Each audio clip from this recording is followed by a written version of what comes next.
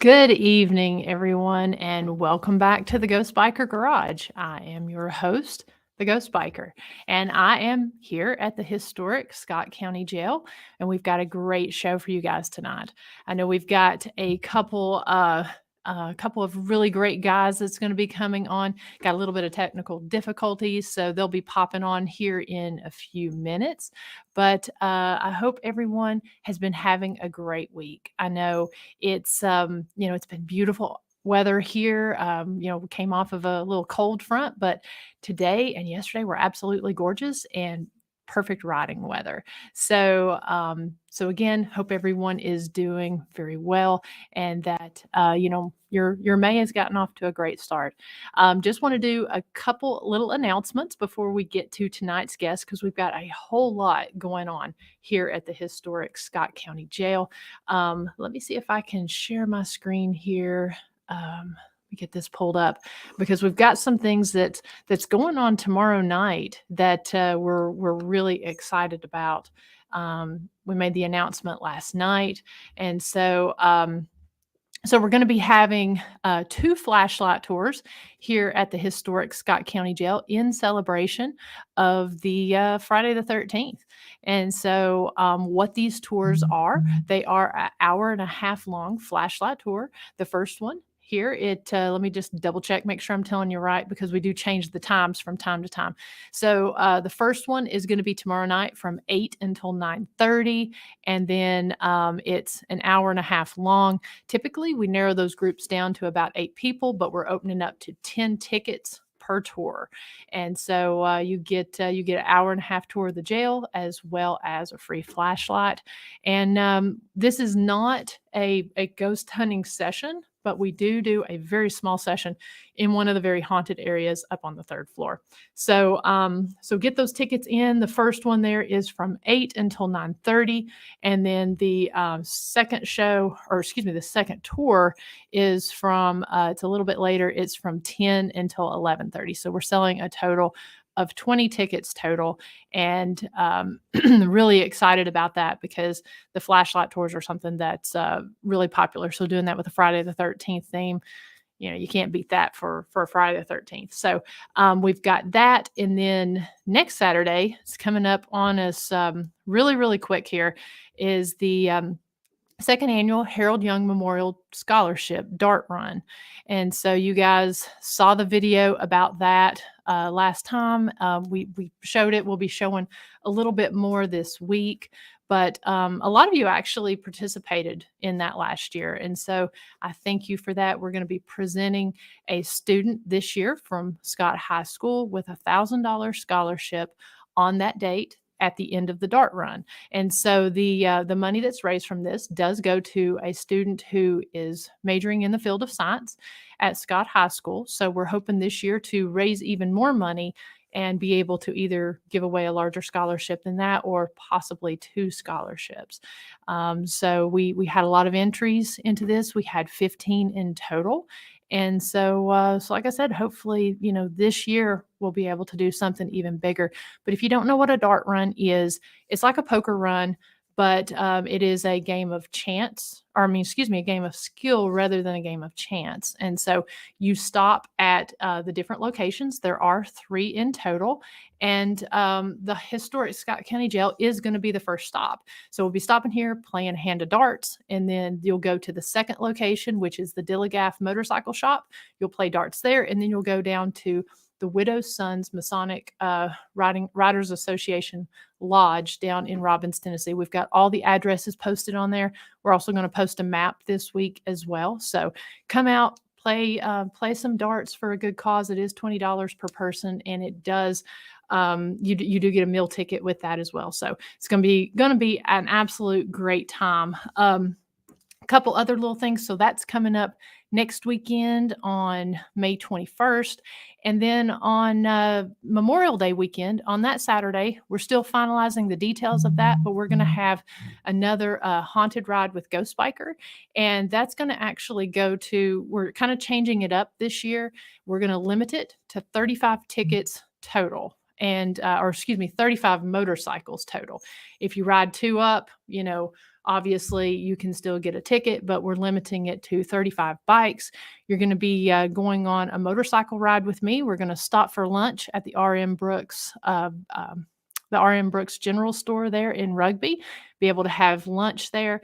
And then we're going to continue on. We're going to come here to the historic Scott County Jail. And so your ticket price is going to include the ride. It's going to include your admission into the jail. And then a portion of those proceeds are also going to go to the Harold Young Memorial Scholarship as well. So we will have ticket information and details on that here very, very soon, hopefully tomorrow or the next day.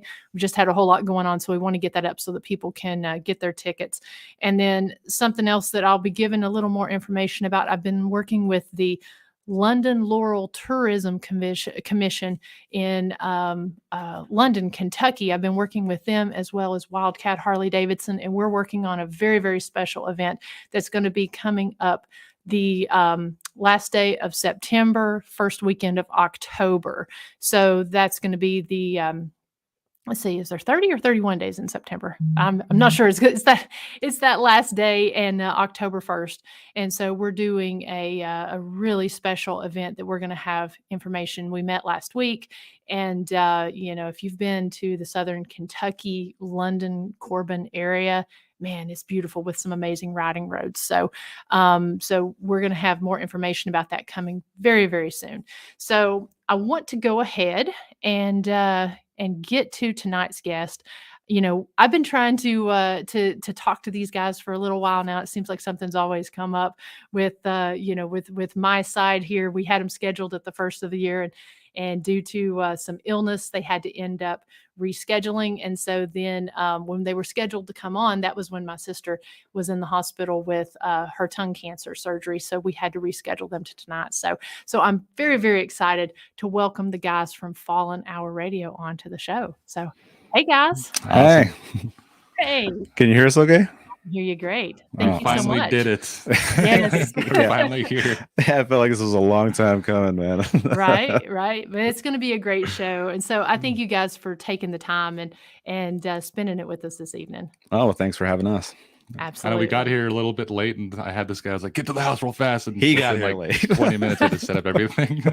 Like running everywhere. He was like running back and forth while I was trying to send these clips. Like, worry about the mess later. Freaking the whole it's all trash in here now. Well, you guys sound great, and you always look great on your show. So, thank you. Thanks. Yeah. So why don't we go ahead and I'm going to be on the lookout for those clips here. I ended up sending 2 to your messenger. One of them was a little too big, and so I didn't get to send that one. But we sent you just kind of like a clip from our intro, and then another one was like a short spirit box session clip. So awesome. Well, I will I'll pull those up here a little bit later in the show. But why don't you guys go ahead, tell us who you are and about your paranormal investigating and also your show. So I guess we could start from the beginning. My name is Cdale and Enick, and me and my wife actually started Fallen Hour about 6 years ago now. Yeah, wow, that was 6 years ago, wasn't it? And we started out just because we were really crafty, so we did like a lot of art, and we had some time to spend, so we're getting into the artwork and stuff, painting beaded jewelry and things. And she was like, think of a name, and we're trying to like brainstorm. And she went to sleep that night. Next day, she woke up and I had a Facebook page, Fallen Hour, Instagram, all that. And she's like, what the hell is Fallen Hour? She's like, I don't know. She just wanted the name. Yeah. So we had that going for a while. We did pretty well. We still do like art pieces and stuff and set up at like events, but we kind of left our fan page dead for like about a year. Yeah, it was about a year. And I really wanted to start a podcast, and I set up a podcast. I think my first episode was the Titanic Conspiracy. Well, before that, it was social media marketing. Oh, right. I think. Yeah. So I do social media marketing. Until he brought me on. Right. I do marketing for businesses in Montana, and I do TV commercials and things like that. And I thought maybe I can do a podcast about like giving some quick tips for businesses and stuff. And I was like, nah, I kind of don't want to do that because it's kind of felt dry to me. And like, it wasn't really, you know what I mean? It's too technical, things like that. And easier just to tell somebody in person or something or help them out. Mm-hmm. And I was like, well, I kind of have this background in growing up with crazy experiences. Yeah. My dad was really into like Bigfoot stories and ghost stories and had a lot of his own accounts. And like growing up with that, I was like, well, that's kind of like in our nature. So we thought we'd do a podcast about paranormal. Yeah. So. Nice. And now we're here. So and you guys are always like up at the top of the charts with your show. I mean, congratulations on that, you guys. Oh, thanks. Yeah. I don't know how we did it. I don't like that. I feel like we're extremely unprofessional. Yeah. And then he always, he'll send me, dude, look at this, and send us the numbers. It just kind of, it always kind of blows me away every time. And it's like, that's like how we start our interviews in the first place, is like, don't put us on a pedestal because we're not professional at all. But that's okay, because I mean, it's your topics, your style, your delivery. I mean, you guys do an amazing job at it, and and super creative too. I mean, your website and stickers and merchandise and that stuff. You've all got some really cool stuff that if you're watching here in the chat room. We'll pull those up. We've also got the links in the show notes, so you definitely need to go check out their page. I think you recently revamped that, correct? Right. Yeah, we just got a website, and I'm still kind of working on it, so we're getting there, but it's up there. Nice. Yeah. So, so what's been maybe your favorite show or topic that you've covered that's kind of taken you in a direction to kind of down that rabbit hole, I guess, if you will? Well, like the first creepy thing we did, he was asking me, what do you want to do? What kind of direction you want to take this in? And I told him, I'm a sucker for creepy stuff. I love ghost stories or cryptids and, Bigfoot stories and anything like that. And so I found this, I remember I was scrolling through Facebook one night and I just saw this picture of a guy, and it just gave me the chills, just creeped me out. And we did that This Man conspiracy. Right. Yeah. And we got like such a big feedback on that. We had people messaging us, and some people said they were, cleaning up at work while they're listening to it, and they said the hairs on their neck started standing up and stuff like that. So like that, well, why don't we keep with that kind of thing? Just the creepy vibe. If you want to see unprofessional, you got to listen to that podcast. I think we had like one mic at the time. Yeah, like when I go back and listen to those, like, man, these first ones are rough. How did anybody listen to it? Right. But and I was like screaming at the mic, and yeah. And that's the dream guy, right? Yeah. Because I actually had a dream analysis lady, Dee Jabrell, on 2 weeks ago, and we actually talked about this guy. Oh, okay. Yeah. Did you see something? Yeah, actually, he has a what is that? A scarf? Yeah. Hanging here, and for some reason, it just started moving. And it's always when we do the podcast. Every like, time it never something starts happening at all until I think the last podcast we did. We had Aaron Baker here, and he's always the one to see it. Like he's always the one to like have like eyes locked onto it. And he was sitting in the middle, and my wife has these gnomes that she buys, and she sets them up here on the shelf, and we're like mid sentence, and then it just kind of tips over and falls on the ground. And Aaron just like, I think it's always Aaron. And this is, nobody walked by that. Nobody was moving. We were like across the room, and it just decides to just literally swan dive off the shelf. Right. Yeah. Okay, that's a little disturbing. Yeah. Right. But the This Man conspiracy, I think that's the one that really cemented us into going more into paranormal. Yeah. Mm-hmm. I think in the beginning, we were trying to find our footing, whether we wanted to go straight conspiracy route or go into paranormal. And both of them, I think you can have like a investigation type show, is going in there researching, bringing your evidence and presenting that to the audience. Yeah. And when we had the This Man conspiracy, that was the one that was, I think that, I don't know, like pulled us into that world of paranormal because of the experiences we were having at home. And not only that, we were having, like he said, people were writing in saying we were having nightmares. And some of them weren't even, they didn't even see the guy's face yet. They were just listening to the straight audio, and they're saying they're seeing some guy in their dream and they're having nightmares about this dude. And I was like, okay, so we either keep going with this. Yeah. We're literally giving people nightmares because of it. And I don't know. I was like, I don't know. It's kind of cool, but horrible at the same time. Right. Yeah, but I think after that, we like really wanted to go into more paranormal type subjects. Yeah. So do you typically do a lot of interviews live at your location, or do you do more kind of like what we're doing?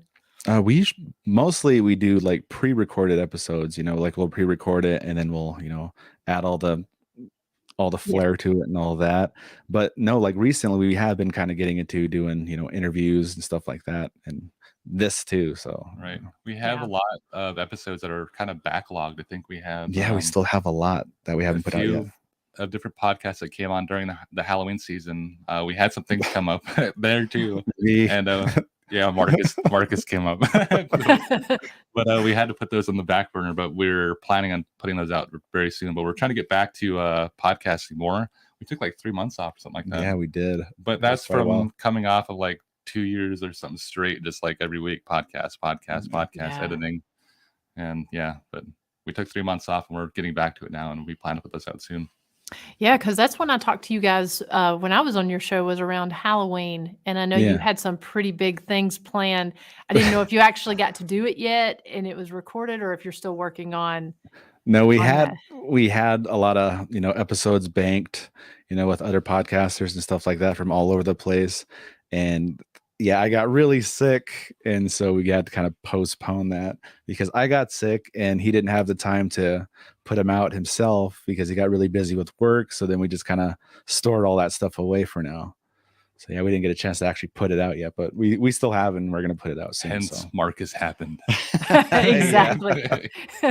Well, we got a couple questions over here in the chat room that I want to get to. And so if anyone else has any questions after I pull these up, feel free to put them here in the chat room and we'll get to them. Russell Sun Eagle says, what new paranormal experiences have you all had?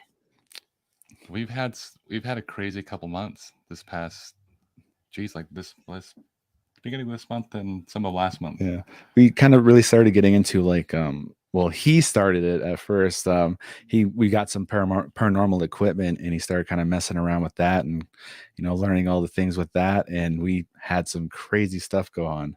Right. And I remember we interviewed a ghost tour guide, right, and was it Colorado? Yeah. And that night we were packing everything up, and I think I told you this before. We were packing everything up, and as we were packing away, he hands his wife what is it, SB11? Yeah. He hands her the spirit box, and she's walking back and forth in the kitchen, just eating, I think, a pizza, just letting this thing run. He always does it. He'll turn it on and just hand it to you. And so she's walking back and forth. He's putting away cords, and I'm sitting on the couch, rolling up cords and putting lights away. And we hear a voice come through, and she asks a question. I think she asked, "What did you say?" or something like that. Something like that, yeah. And a male answers, and jokingly, she said, "Oh, I wasn't talking to you." She was talking to the woman. And 2 seconds after that happened, his chandelier, the glass in the chandelier, broke and fell. I remember you telling me. And nobody was, he was facing that wall, and I was looking right at it, and he turned around. He just sees me sitting there with my eyes wide open. I thought one of them threw something at me because I heard like a tink. Yeah. I turned around, and my wife's facing the opposite direction. Mark just sitting there, like her hands are full. She had the spirit box in one hand, a pizza in the other, and I'm over here. We're the only ones in the living room and kitchen, and this thing just shatters and lands on the table. Yeah. Wow. But the funny thing is right underneath that chandelier is an Egyptian artifact that every time we pull that out, something happens. Right. And we even did a spirit box session with that next to it. And the whole night, you keep seeing these light anomalies come from the mummy and moving away. And people keep seeing somebody walking around in the background and stuff like that. And he caught a voice, a clip actually saying "fallen hour." Oh, wow. Yeah. Right. Yeah.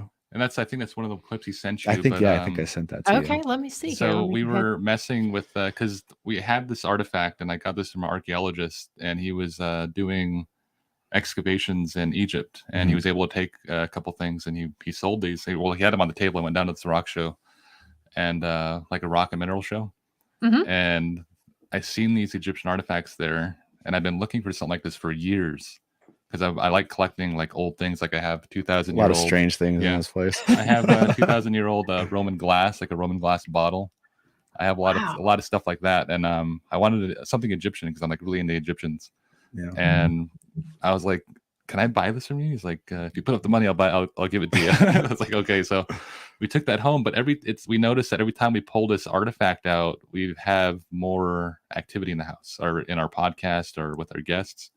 And one night we set it up, and I think there's a live stream on our live stream or a clip on our page, and we have the artifact sitting there, and it's an Egyptian mummy, and you can see a light dart from it. Yeah, it was like that all night. I went through that footage, and it was all night. It kept coming down from it and going away. And he had like a foam that foam casing from his cases, and it was just so it was like a solid black background, and all you could see is these lights moving from it all night. Oh wow, that's incredible! And he would even trigger the SB11. The temperature would drop or it would rise every time you see a light. Something would happen. It would trigger it. Right. Yeah. That's really cool. So I do have that. Let me go ahead and get that queued up here. Let's see here.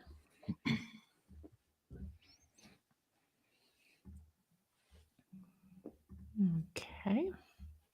Hopefully you guys can hear it. I'm gonna mute my mic.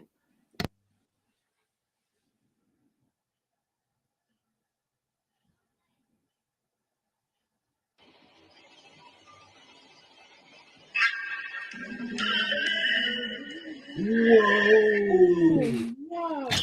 Real reacting to it. Yeah.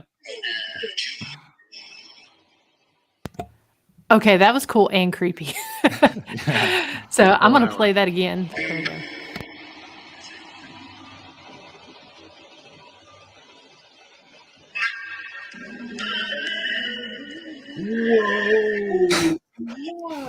The reactions always get me.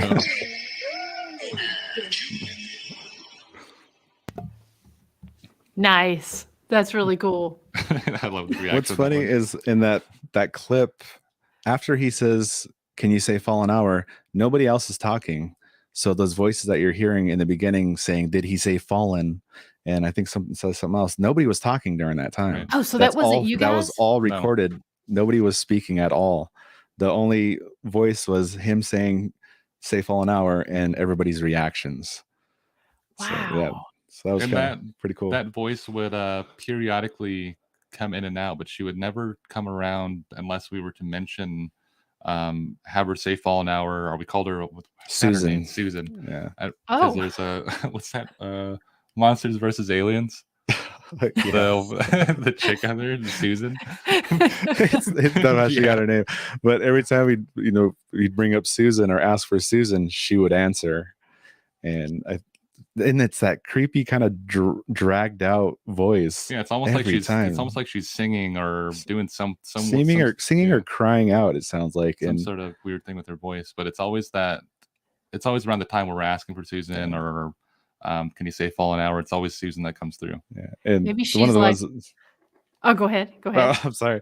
One of the things that really creeped me out was when we asked for her. I think it was the next night after he caught that clip. Is we asked for Susan, and just loud voice came in saying, "I'm here," in that same dragged out crying voice. Right. Yeah. It was just it creeped me out, man. Maybe she wants to be part of your intro and be like, yeah, that's what I said. I feel she'll probably make it in there somewhere. Yeah. I mean, that's pretty wild, because that almost sounds like where it said, "Did he say fallen?" It almost makes you think of them like sitting there hearing your voice as well. In some way, like on another dimension or something. And it's like they're like conversating with each other. Yeah. How it sounded. Yeah. And that's kind of the feeling it was that night. It kind of felt like we were using a walkie-talkie or something, or you know what I mean? Like we're having some good responses that night. Wow. That's a cool response. And I mean, shows intelligence too. Did you all have a lot of activity prior to getting some of these different artifacts and relics, and this kind of heightened it, or do you feel that a lot of your activity you've had has been from that? It's been like that. Right. It's been like that here, but I think having those artifacts definitely amplified. I keep them in a case. Okay. And usually when they're in the case, nothing really happens. It's when I go in, because I have this case and I wrap it up with like a hemp. Yeah. And I tie it up, and it's a big old glass case under my TV, and I have all these different little things in there. But every time we open that case up and bring it out, it like just sets a different tone. Yeah. and nobody likes it when I go and grab that. He'll literally walk in there, grab it, just set it on you. And you're like, oh, okay. Sitting there holding it. Sounds like a party trick. Yeah. But so I'll go ahead. Oh, no, you're fine. No, I was just going to say, I was just looking here at a few of the comments. Russell says that this man was good. So Russell must be a watcher of you guys. Right. Russell has his own podcast called the Okie Podcast. Yeah. And very cool. And he's got another one that he just popped out. Oh my goodness! I'm sorry, that Russell, name escapes me. But he's got another podcast where he talks about different things like that happen on reservations. But that's like I think it's cryptids. I could be wrong.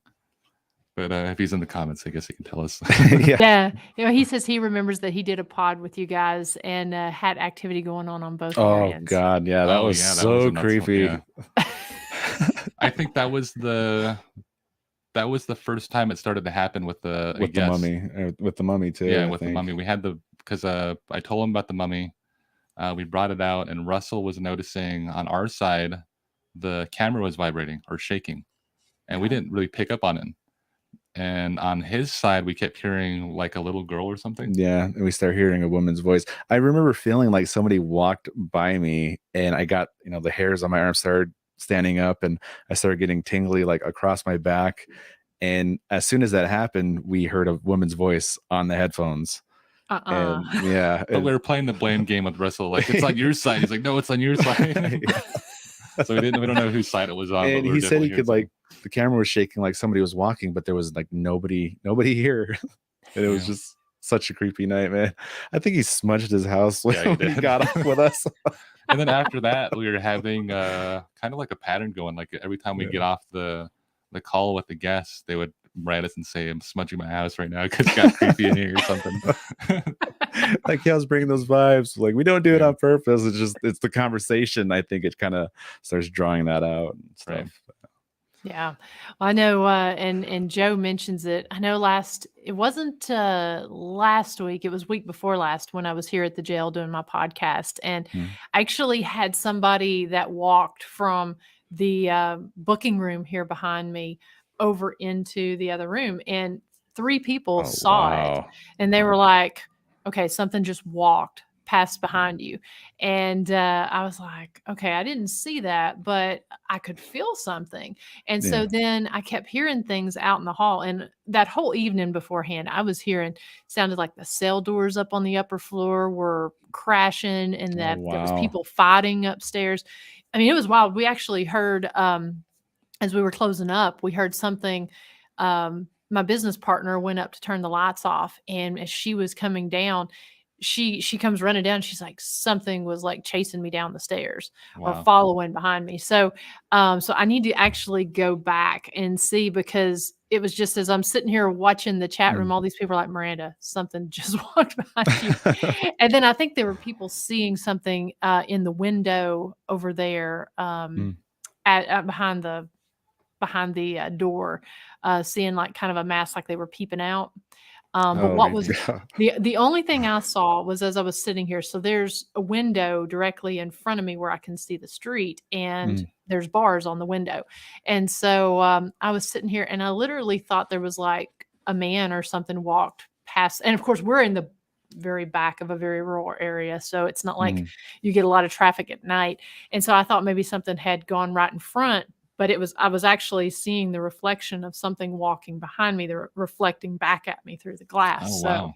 So, I've had that happen to me before. And I do not like TVs that are turned off and mirrors when it's like creepy in the house. Yes. Yeah. My sister, it was funny. We were actually talking about in my old house I used to live in, the front door had one of those big oval oval windows in it.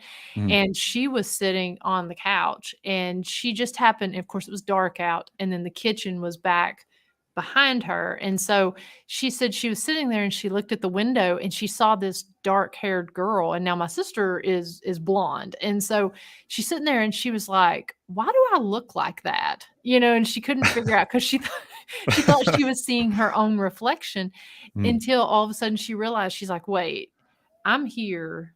the door is over this way. So whatever I'm seeing is standing there in the kitchen doorway. And she said she then saw that girl turn and she saw the reflection of her walk into my bedroom, and she was house sitting that night. And so, yeah, she actually ended up leaving, and she's just like, she mentioned, it's really wild. She mentioned that the other day. She's like, remember that time I called you when you were in New York and I left your house because I saw that creepy girl. But it was a common thing for people to see at my house, was this creepy dark-haired girl, and she would often, go into the bedroom and. Yeah, but people would normally not see her, but they would see her reflection in things. Oh, funny! I had this weird thing happen to me when I was a kid, and I don't know why I'm not afraid of reflections as much as I am. Well, I'm not really afraid of reflections, but I don't feel like I'm really scared of them. But I had this experience when I was a kid. I'm not sure how old I was, but I was young enough to be jumping on a bed. And my mom had this really nice big bed, and behind her was this massive mirror that covered the entire wall, like from top to bottom, and like the whole wall was covered. And I was jumping on the bed by myself, and this is how I know I have a birthmark on my back, was because of this. Oh, which wow. is kind of funny. So I just had trunks on, and I remember I was jumping on the bed, and I kept doing like the jumping towards the mirror and then turning backwards and facing the opposite wall. And I kept doing that. And when I came back I jumped towards the wall, the opposite wall, and I jumped back to the mirror to see my reflection, and I saw my back facing the wall. Like, I don't know how to explain that, but it's like, yeah, I saw my reflection of just my back. Oh, wow. And it freaked me out. And I tried, like, as a kid, like, you don't really know what's happening a lot of the times. So in my head, I thought I could fix it. So I jumped back, faced the opposite wall, and jumped back, and there I was again. You broke the mirror. I thought I broke the mirror or something. But I remember telling my mom when she came home that day that I saw my reflection, that I saw my back. And I must have not been making sense then, because I'm not making sense now. but I brought her to the room, and I kept trying to make it happen, but it wouldn't happen, and no one would believe me. But it's up until like about almost 30 years later, I could tell the story. Yeah. And now maybe people will believe me. Yeah. Hopefully, they'll believe you. I'm welcomed into a good environment with these stories, I guess. Because I have somewhere to put them. People can speculate on them. Exactly. So we have another question here. Peter Alice says, is it a full body mummy that you have, or is it it's like what is it made out of? It's got to be like a sandstone or something, but it's about that big. I would pop it out, but I have it about this big. I have it tied up over there. And gotcha. I was gonna say, do you want to bring it out? I could, but I have to go get like scissors and knives and things. So do you bind it up out of protection? That or more storage, or like safety? I usually do that. I found that when I put it inside of the case, so we don't really have any activity, so I do that a lot. And also, it's a very old relic, so I keep it put away because I have a 2-year-old that likes to. He wouldn't. I don't know. He'd probably break the thing. Yeah. So he likes shiny things, and it's not shiny, but it is kind of creepy. And he's always over there trying to like look at it and get to it. So yeah. And there's plenty of other things around it too, like really shiny, like crystals and things. But it's always that mummy that he they wants to see the mummy. Right. He's drawn to it. Right. Yeah. Okay, so I'm going to go ahead and pull up. Let me stop this. So I'm also going to pull up the intro that you guys sent. Let me get that queued up here. Whoops. There we go.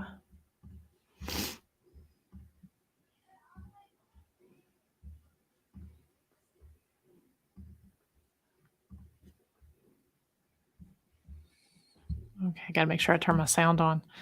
Okay. My name is Cdale and Enick. This is Marcus. Tonight we have Aaron Baker on the podcast, and you're listening to Fallen Out Radio.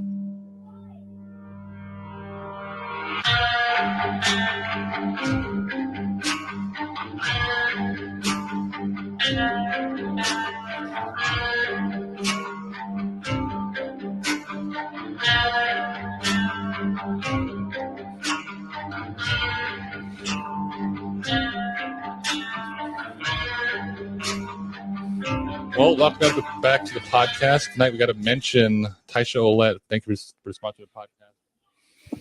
My name is Cdale and Markus Enick. This is Marcus. You cut out that first half, huh? Yeah. Nice. Like I said, it's a great show. How often do you guys, I know you said you've been on a break, but how often do you release videos? Is it every week? Whenever Pretty you were much. releasing? Yeah, once a week. And we're going back to that now.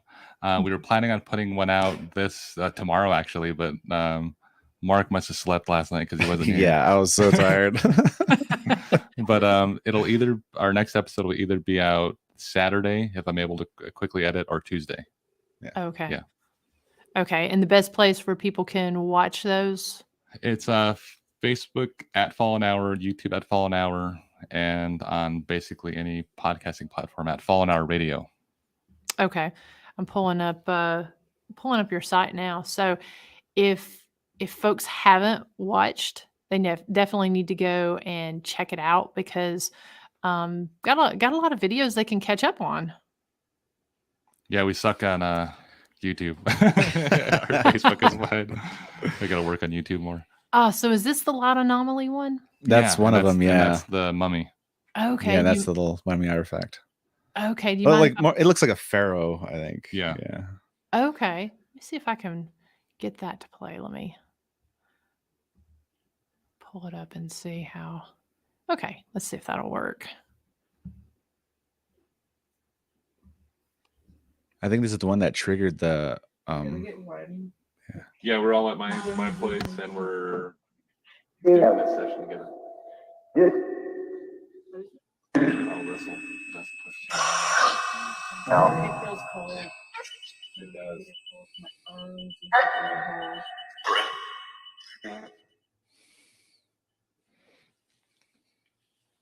I'm actually going to play that again because that was very cool. Right, it's interesting. Here we get one. Yeah, we're all at my place, and we're doing this session together. I'll wrestle. That's the question. It feels cold. It does.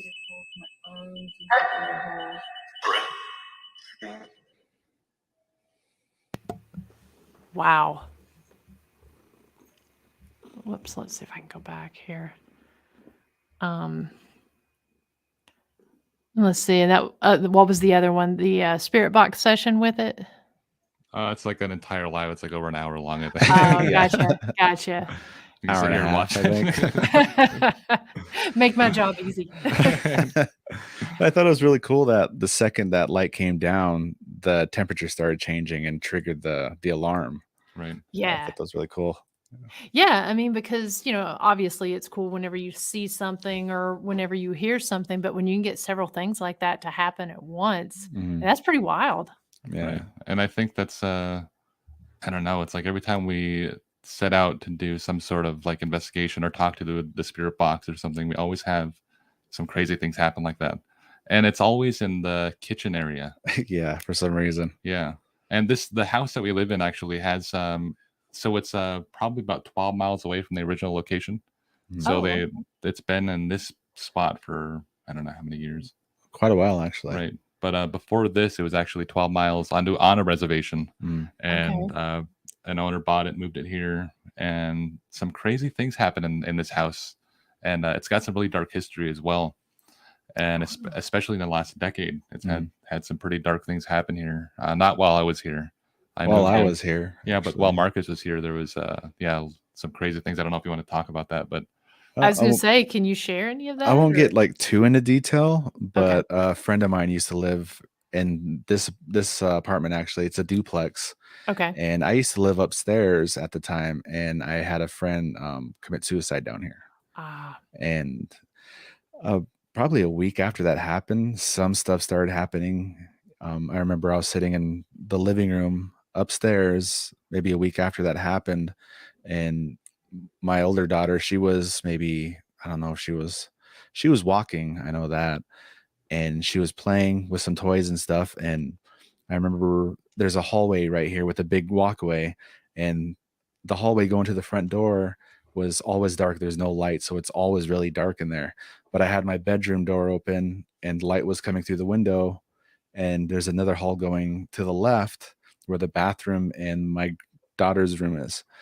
And I remember I was watching TV and I seen somebody slowly walk from my bedroom toward the girls' room. He looked really tall, and it just looked like a silhouette just walking by.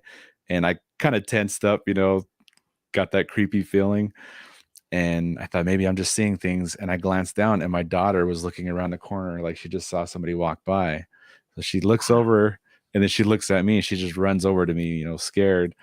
And I pick her up and, I tell her, it's okay, and I put her down on the couch and I went to go see, if I could find anything. And I walked to the girls' room and I opened the door. There was nothing there. And when I went to turn back to open the bathroom door, the doorknob started shaking and jiggling, like pretty violently, actually. It started shaking and jiggling. And I remember standing there for like 10 seconds just staring at it. And I finally gathered the courage to throw the bathroom door open and turn on the lights. And there was absolutely nothing in there.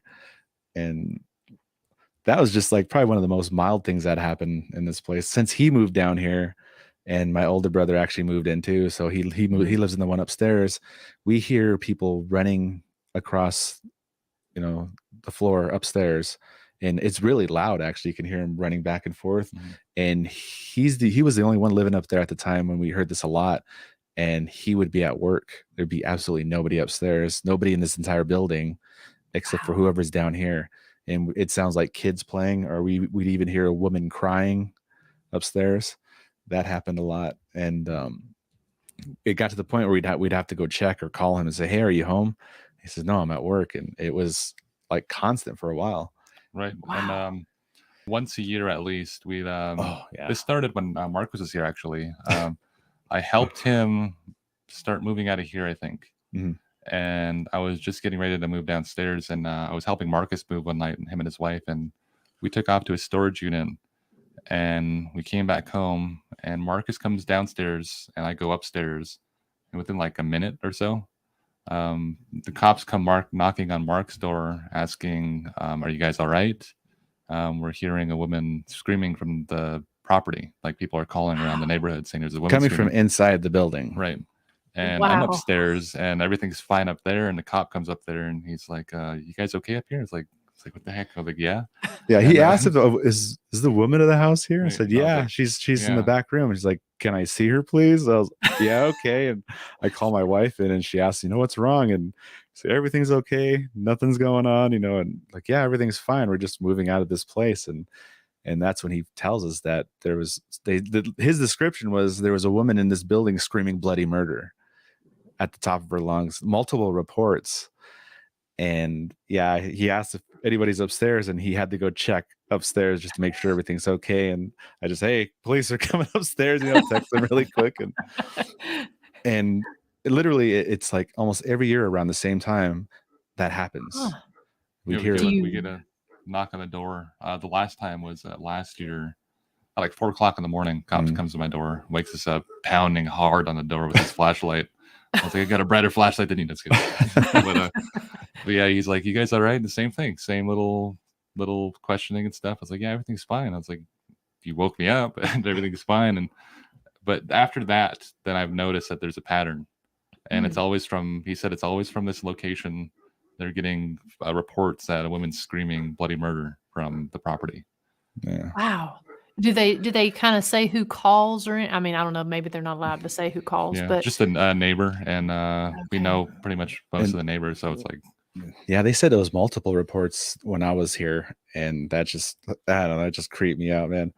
And I remember my brother, he lives upstairs, and he started having, experiences, things happening. He'll come home from work, his living room and kitchen will be thrashed, his garbage can will be knocked over, his chairs will be dragged out, and he's the only one with the key.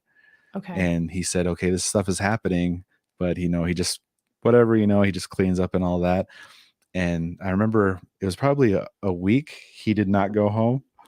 Oh, right. Yeah, he wouldn't go home. He was always down here. He was always at my parents' place, and we noticed he was never home. And finally, we asked him, "Why aren't you going home?" And he was quiet for a minute, and he said, "I saw a face." That's all he said. And like, well, what do you mean you saw a face? And he said, I was in my living room, and in that dark hallway, like I was describing, he said that he picked up a wash rag and he threw it toward the bathroom. He said he threw it into the bathroom, and when he went to pick up something else, the rag came flying right back at him. Wow. And he said he got up to look, what the hell's going on? He got up to look, and in the doorway of the bathroom, he described an old woman's face with her hair pulled back into a bun, and she had gray hair. And that's all he saw was basically up here. Ooh. And that was enough to keep him out of his house for like a week. Right. Ever since then, I think we speculated that maybe that's the woman we're hearing, or they're hearing screaming from the property. And I started telling him, well, since we always hear the one we named Susan, and she has that kind of crying voice, it's like, what if it's the same person? Right. Because she's the one that comes through constantly. And I kind of had the feeling, well, maybe it's the same person, It's just the theory, and we're hearing noises. But I have to apologize as well. We got dogs next door, and they like go crazy. Yeah, so when I got an AC, so I hear a lot of noise. Well, so that story gave me cold chills, especially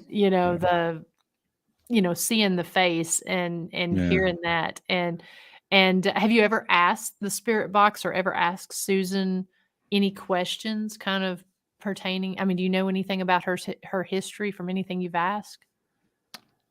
Not really. It's like she likes to pop in. For the most part, doesn't really answer questions, but she's capable of responding to commands. So if we tell her to say something, she'll say something. But we haven't got anything yet that would give us any clue. Or I think the only thing she really responded to, like as an answer, was when we asked, Susan, are you here? And she screamed out, I'm here. Right. And everything else, she would just say what you ask her to say and stuff like that. Yeah. And my brother, it's kind of out of character for him to be away from his house too. He's more inviting to I guess darker like entities and things. He thinks it's cool. Yeah, he welcomes that. He's always been that way. And like, you think it's cool now? Like he's got some crazy stories. Oh, but he was always welcoming of that. But this one like really scared him. Yeah. And that was kind of shocking for us. And he's our older brother, so yeah. Gotcha. Peter Alice asks, have you researched the history of the actual property? That's what I wanted to get to. Is like I haven't done any research on it yet, but I do want to. I mean, the town we live in too is like a really weird place. It's a very. They try to keep it like old school. It's like a small town, and they try to keep that old like small town vibe here. And like literally the reservation is only 12 miles away, or the actual town that we grew up in was Crow Agency. And growing up there was constantly ghost stories, constantly cryptid stories, and just creepy stuff like that. And that's where this house is actually from. And the only backstory I got from it was from my grandmother. She came over here and kind of prayed over the place when something happened when I was actually living down here, because I moved from the top and I moved back down to the bottom. I moved out of town for a while, and I came back, and this place came open, and the landlord remodeled it and everything, and he let me move in here. And I remember waking up one night, and my God, it was like 3:00 in the morning. I remember just getting this creepy feeling, and I opened my eyes, and in the doorway, all I could see was a silhouette of somebody standing there. And he was just staring right back at me. And the way he was dressed, it really creeped me out. And because he was dressed exactly like my friend that committed suicide down here. Oh, wow. And so I could see the outline of, basically the outline of everything he was wearing. And he wore his hat the same way. And he was just staring right back at me. I couldn't see a face, but just, kind of details around him. And I stared at it for maybe 20 seconds without blinking. And, I just finally closed my eyes, and I thought, okay, if that thing's still here, I opened my eyes and there was nothing. And, I have firearms and stuff like that. And I reached over and grabbed my pistol. I started going through the house, making sure there's nobody in the house, no intruders or anything. I started checking all the windows. I checked the doors, make sure everything was locked. I checked all the rooms, and there was nothing in here. And that was the next day is when my grandmother came over, and she grew up in Crow Agency. And she told me that this house was from there. And when it was on the reservation, a lot of bad things happened here. She said that it had a dark history.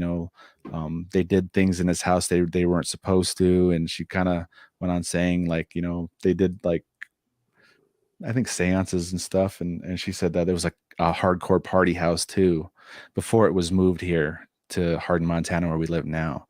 Okay. And so she kind of gave me, like, kind of brushed me up on what kind of place this was before it was moved here, but nothing beyond that. So I don't know the whole history on the house, but I just know that a lot of things happen in this building. Right.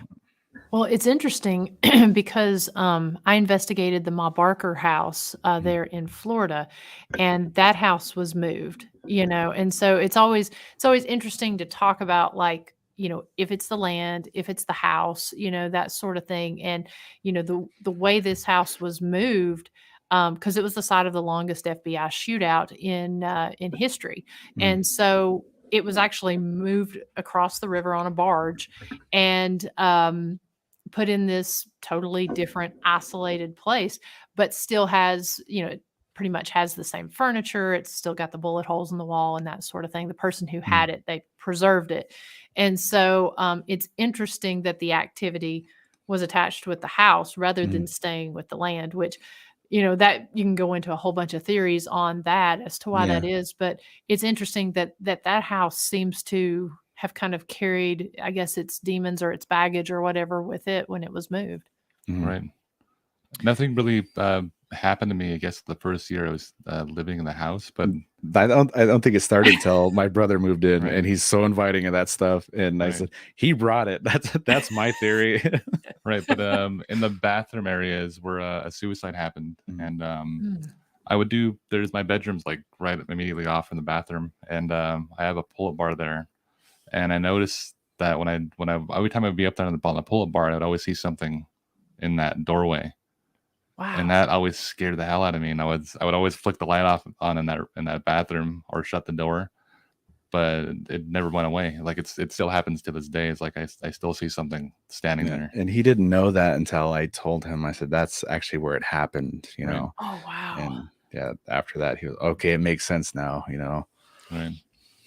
Does it seem to be residual? I mean, or just kind of watching? I think it's more residual than anything. That's kind of the feeling I get from it. It's like we don't really experience anything with the male in the place, but it feels more residual. So so the people who have called, and said they've heard the woman screaming, have any of them actually came to you and talked about hearing a woman screaming? No, it's just what we heard from the police. Right. That's everyone. About it. Everyone here is kind of, I don't know, a hermit like. Well, it's interesting because, and the reason I asked that is because I listened to this. It was a podcast. It was about a year ago, and it was probably one of the creepiest podcasts I had listened to, and it was actually about these 911 operators who said that it was like every so often they would get a phone call from this woman's house, and the woman was continually calling, and she was, telling them they need to come to the house, that there was issues and stuff going on. The woman actually ended up getting dementia, and the people in the 911 center, they knew, but they would still send the police out in the very beginning because they thought that maybe, there really was a problem.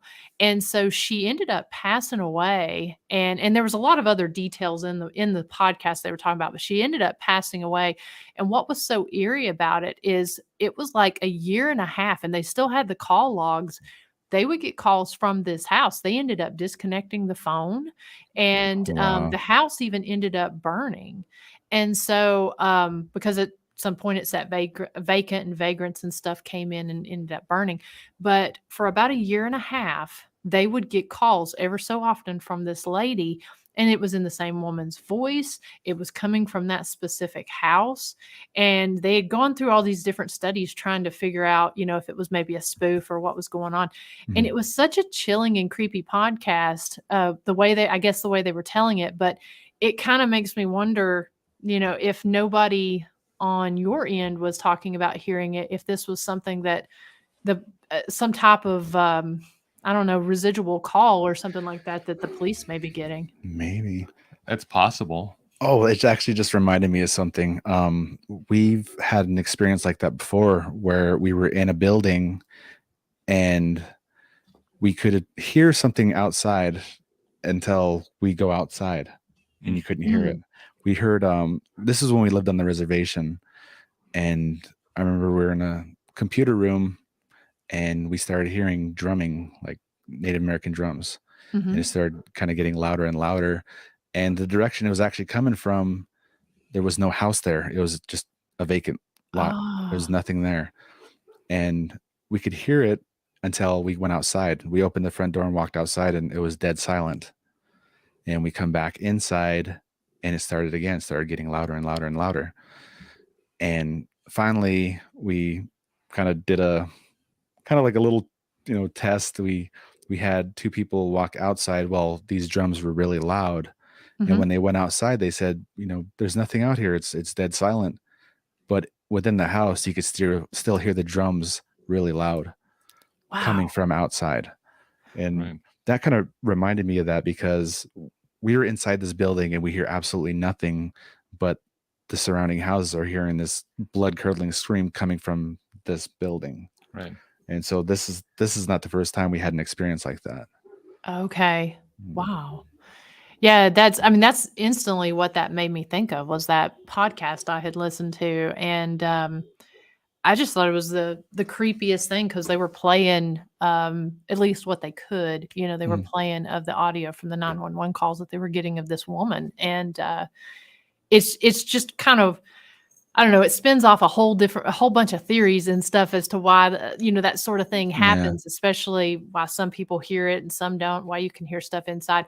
We get reports, the 911 center is actually right across the street here from this jail. And so, of course, we hear stuff all the time inside, but I know one night after a paranormal team had left, they always leave at 3. And so I clean up and get things ready for the next day. And so I was usually end up leaving around 3:30. And so as I'm coming out, I leave, probably only been gone about maybe 15 minutes. And they had come out to smoke across the street.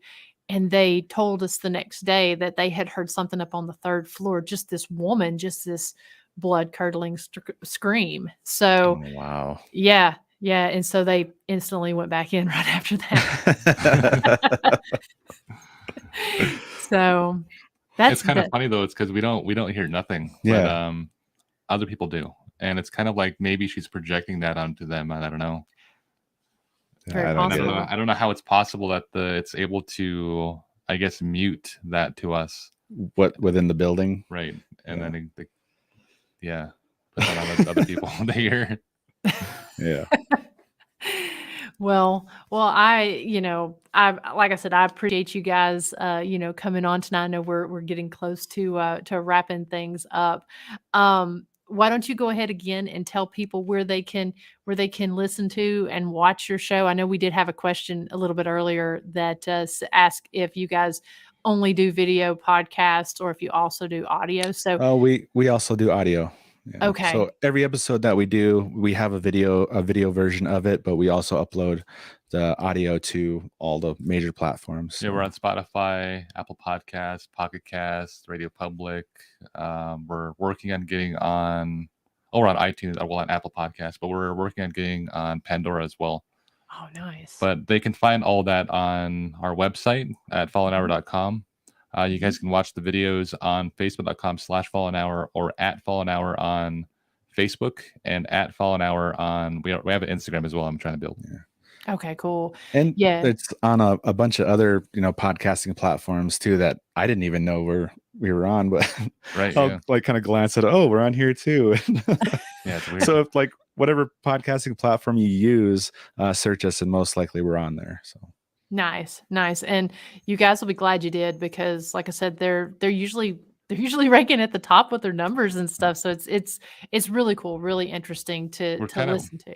It's funny though, because like we when we do the podcast, we pull a lot of text from around the world, whether that's like biblical text or ancient Egyptian text, and that's got us ranking with philosophy. So I don't know how that happened either, but yeah.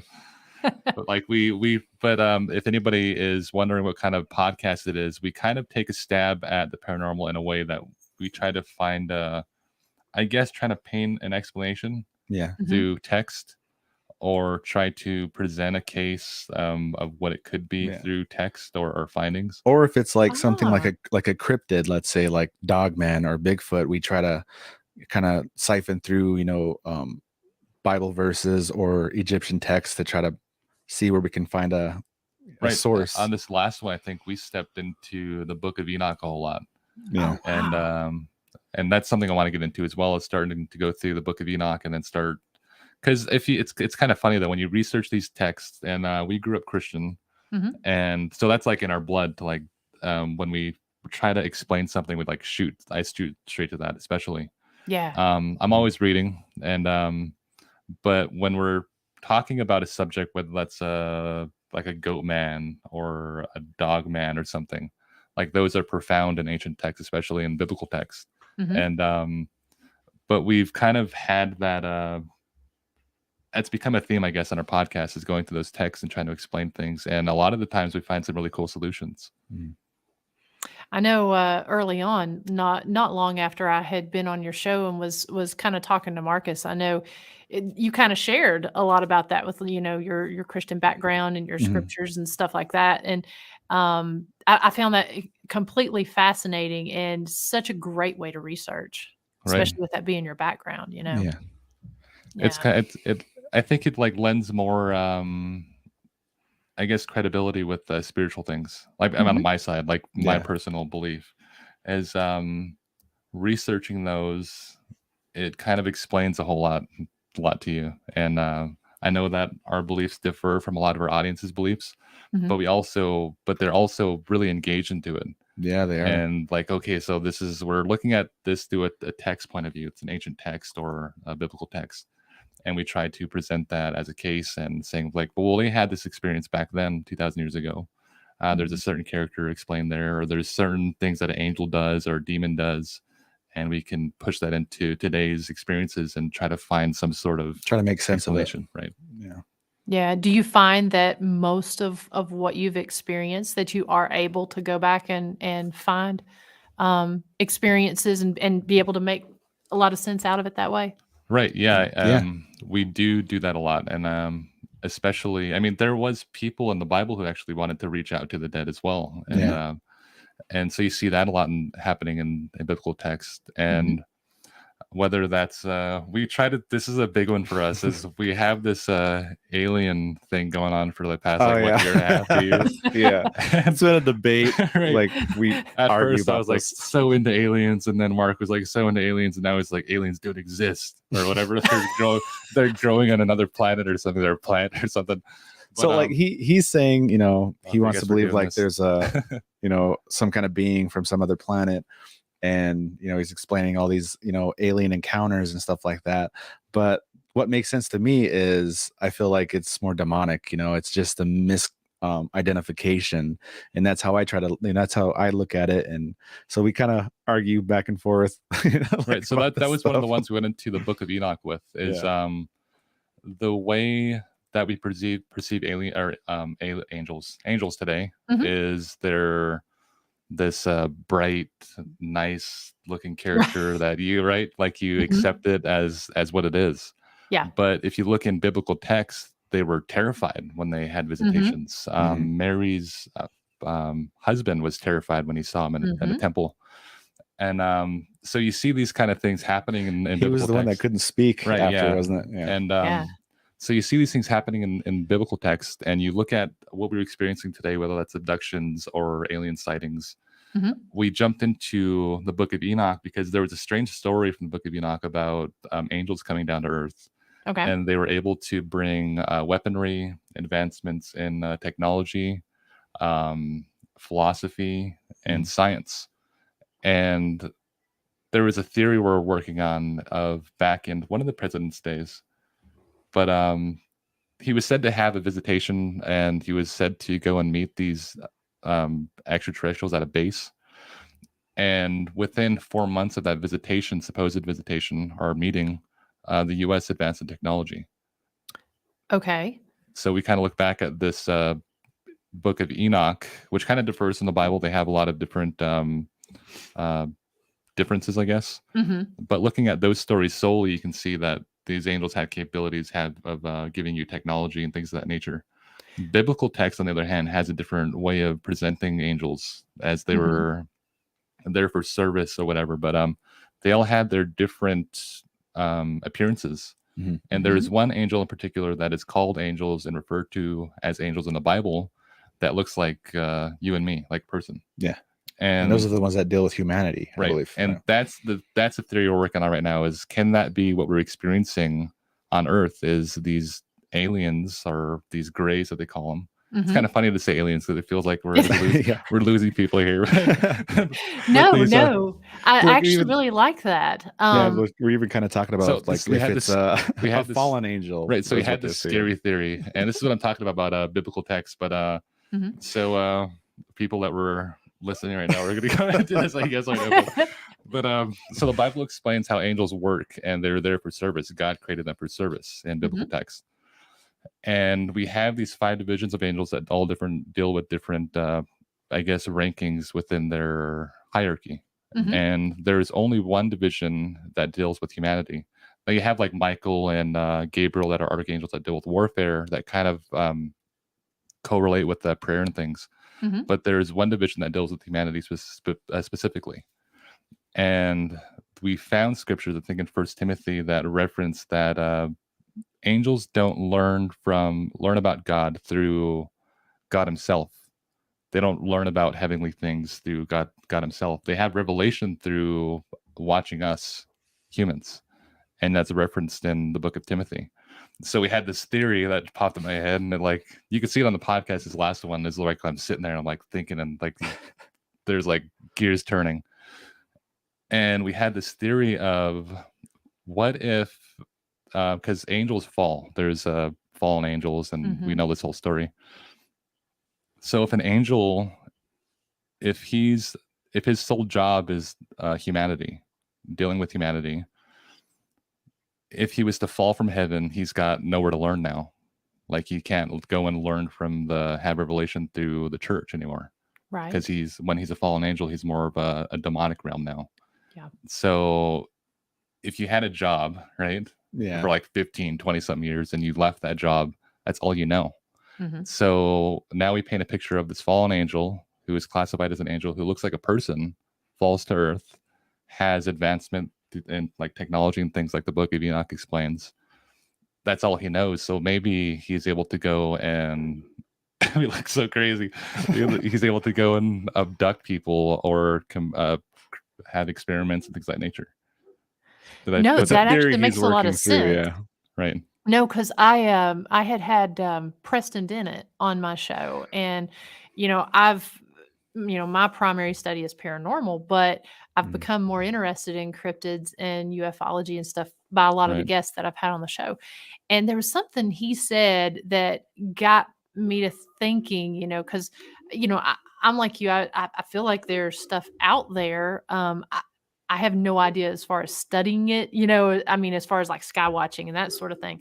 But something that hit me that made me wonder, and it was when he was talking about the aliens that are healers, and he was talking about the different types of aliens or the classifications. And it made me wonder, it was like, could something like that be mistaken for angels? Right. And I think that, the angels are heavenly, but we also have this other side of things, which is demonic. And I think that in a lot of ways, Satan would mirror God's hierarchy. And I'm pretty sure, like, if he had fallen angels, he has those divisions of angels that would have been fallen. And I think in the book of Enoch, it explains some of those angels being archangels and all sorts of different angels, like they'll do the 5 divisions. And I think if we were to see these things on Earth, I think we'd perceive them as paranormal. Of course, they're paranormal, but we'd perceive them as probably alien. That makes a lot of sense, actually. Do you believe that all of that is related? The cryptids, the paranormal, the aliens? Do you think it's all interrelated? I think so. We always try to paint a picture that way. I think we did one on Bigfoot. We went through the book of Cain and Abel's story, and how Cain was cursed to roam the earth, and he was covered in hair. But it was later basically debunked because he later died in the Bible. But that's not saying that he couldn't have had descendants. And also there's a tribe too that was like that. Right. I can't remember what tribe it is, but they were, hairy. Right. And we worked on this, and we know this prophet pretty well. And he's the kind of prophet who'll shoot you down if you have something wrong, or you're thinking a certain way that, you know what I mean? And he'll correct you. So we were talking to him, and I was like, man, I'm really reluctant to ask this question, but like, do you think that Bigfoot could be Cain? And he was like, no, but because Cain died later on in scripture, but it's possible that he could be a descendant. And I was like, man, that's kind of strange coming from him. Right. Yeah. Wow. So I want to have you guys back to talk more about this, because I mean, if you're willing to, because I love how you dive into that. And I think there's so many different, topics we could, kind of dive into a little bit more about comparing it with the scripture. So if you guys are able, a little bit later on to come back and talk in a little more detail, I'd love to have you guys back on. That'd be perfect. Absolutely. Yeah, because I'm like you, I really try to, I'm a Christian, and for me, I find it hard to separate, and this is just me, separate religion from the paranormal, because that's my core belief, Right. And so I'm very open-minded to all kinds of different things that we could be experiencing, but I'm so strong in my faith and my belief on it that I feel it's hard to separate, Right. And so if I can find explanations, and I've talked to some pretty interesting people that have been able to explain some things through their viewpoints, and when they're able to really tie it back, because that scripture's old, and all of those writings are so old. And so to be able to go back to that, tie it together, it to me, it just proves that the things that we're experiencing and everything is real, that there's something out there. So, I would definitely love to have you guys back on to talk a little bit more in depth if you would. Yeah, that'd be awesome. Absolutely. Awesome. Well, we're going to go ahead and wrap this up here in a few minutes. I'm going to go ahead and pull you guys out. If you got a few minutes, I'll check back in with you here after we end the show. But again, thank you so much for thanks for having us. Yeah, absolutely. Yeah. Absolutely.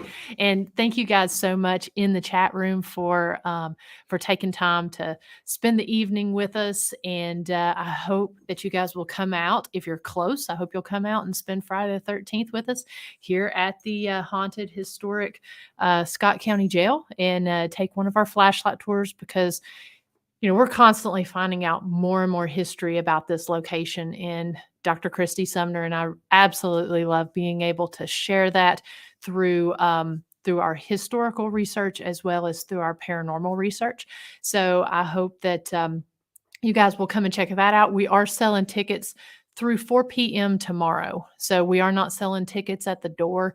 So if you want to get in on this, you need to go to the website and go to the website, purchase the tickets there, or give us a call at 423-663-5353. And we'll make sure that you're on the schedule for tomorrow night. But, and then also, I mentioned some of the other rides come out next weekend on the 21st for the Harold Young Memorial Scholarship Ride. And then just kind of checking the schedule right here under, next Thursday night, Speaking of ufology, I've got Mr. Rick Warner. He's going to be on with me, and he's got some great stories to share as well. So he's going to be on next week. So we'll be talking UFOs, UAPs, all kinds of different things next week. And then the week after that, I have Mr. Ronnie D, and we're going to be talking about his location, the haunted Old South Pitt Hospital, as well as his brand new location, the excuse me, the old Harriman Hospital, which is just about 45 minutes here from the jail. I know they recently just opened up, and so he's going to be telling about a lot of the cool things that they've got going on there, and some of the things we're going to be working with him with from the jail here. So anyways, so those are some things coming up, and then if you're looking for another podcast to listen to, tune in on Sunday nights on the Historic Scott County Jail Facebook page. We have a true crime and paranormal podcast known as the Jailhouse Informant, which takes place live right here from the jail. And this coming week, we have RKB Paranormal. They're going to be on Sunday night, and they're going to be talking about some incredible evidence that they captured here at the jail. Honestly, it's some of the most incredible evidence I've actually ever seen. And, they caught, a shadow figure pulling something off the wall here. And just kind of like what Fallen Hours showed earlier, they had several different things that happened in the process of when they captured this shadow figure. So they were able to get it all on camera, which is pretty awesome. So anyway, so that's coming up Sunday night at 8 p.m. Eastern time on the Historic Scott County Jail page. So again, for more information, go to that page, www.historicscottcojail.com or www.ghostbikerexplorations.com, and we'll have a calendar of all the cool events that's coming up. So again, thank you guys so much, and we will be seeing you next week. Take care.